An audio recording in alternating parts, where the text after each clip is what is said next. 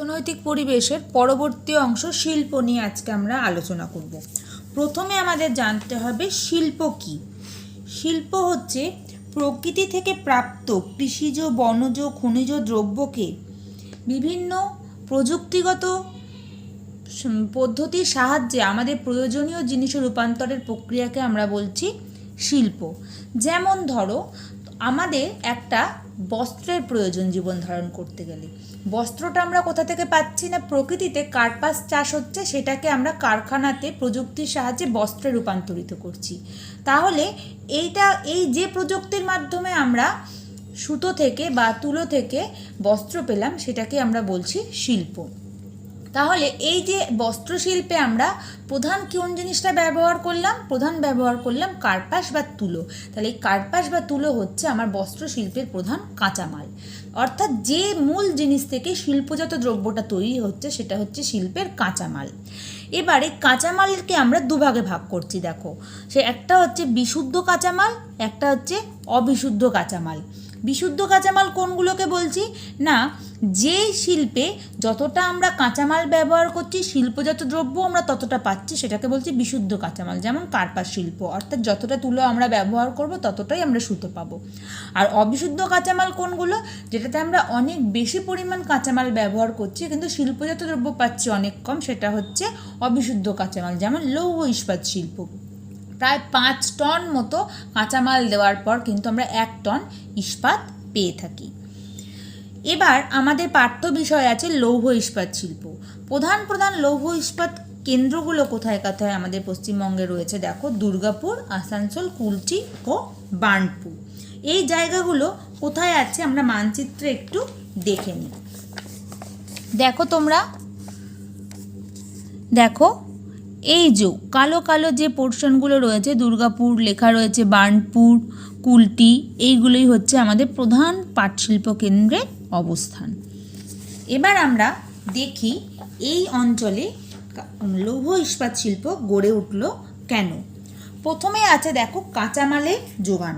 লৌহ ইস্পাত শিল্পে যেসব কাঁচামালগুলো প্রয়োজন, অর্থাৎ আকরিক লোহা, কয়লা, চুনাপাথর, ডলোমাইট, ম্যাঙ্গানিজ, সব কিছু কিন্তু এর পার্শ্ববর্তী ঝাড়খণ্ড, উড়িষ্যা, ছত্তিশগড় থেকে পাওয়া যায়। অর্থাৎ এই অঞ্চলের খুব কাছেই অবস্থিত ছোটনাগপুরের মালভূমি অঞ্চল, যেখানে প্রচুর খনিজ সম্পদ পাওয়া যায়। সেখান থেকে এই শিল্পের প্রয়োজনীয় খনিজ সম্পদ কিন্তু আসছে বা কাঁচামাল আসছে। এছাড়া জল, শিল্পের অতি প্রয়োজনীয় উপাদান হচ্ছে জল। দামোদর নদ, দুর্গাপুর ব্যারেজ থেকে প্রয়োজনীয় জল আমরা পাচ্ছি। তাছাড়া তারপরে কি আছে দেখো, শক্তি সম্পদের প্রাচুর্য। মাইথন, পাঞ্চেত, তিলাইয়া প্রভৃতি জলবিদ্যুৎ কেন্দ্র, দুর্গাপুরে তাপবিদ্যুৎ কেন্দ্র থেকে শিল্পের প্রয়োজনীয় বিদ্যুৎ কিন্তু আমরা পাচ্ছি। পরের পয়েন্ট আছে দেখো, উন্নত পরিবহন ব্যবস্থা। Delhi road, Durgapur expressway, Mumbai road, Haldia expressway, এছাড়াও দক্ষিণ ও দক্ষিণ পূর্ব রেলপথ এবং পূর্ব রেলপথের মাধ্যমে এই অঞ্চল গোটা ভারতবর্ষের সাথে যুক্ত, যার জন্য শিল্পের প্রয়োজনীয় জিনিস আনয়ন ও শিল্পজাত দ্রব্য রপ্তানিতে কোনো অসুবিধা হয় না। তারপরে আছে বন্দরের নৈকট্য। আমাদের রাজ্যের প্রধান দুটি বন্দর কলকাতা ও হলদিয়া এই শিল্পাঞ্চল থেকে মাত্র 200 কিলোমিটার দূরে রয়েছে, যার জন্য বন্দরের মারফতও জিনিসপত্র আমদানি রপ্তানিতে কোনো অসুবিধা হচ্ছে না। তারপরে আছে দেখো শ্রমিক। প্রতিবেশী রাজ্য ঝাড়খণ্ড, বিহার, উড়িষ্যা থেকে আসা প্রচুর শ্রমিক এ রাজ্যের কারখানাগুলোতে কাজ করে।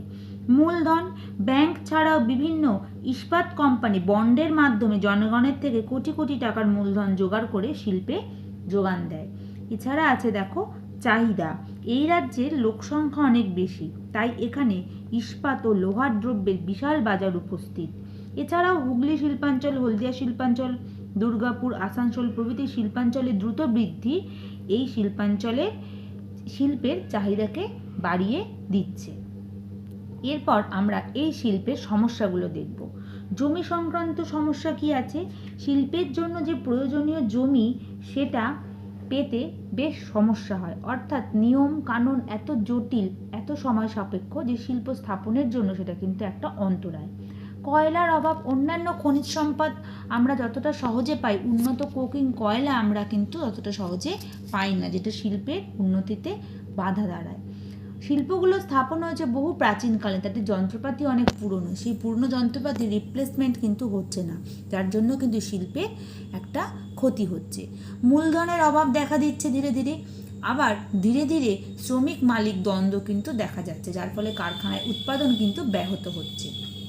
এগুলো সমাধান কিভাবে সম্ভব? দেখো, সরকারি বিভিন্ন উদ্যোগে শ্রম আইন চালু করা হচ্ছে, যাতে শ্রমিকদের এই যে অসন্তোষ সেটা আস্তে আস্তে কমে যায় এবং শিল্পের গতি আসতে পারে।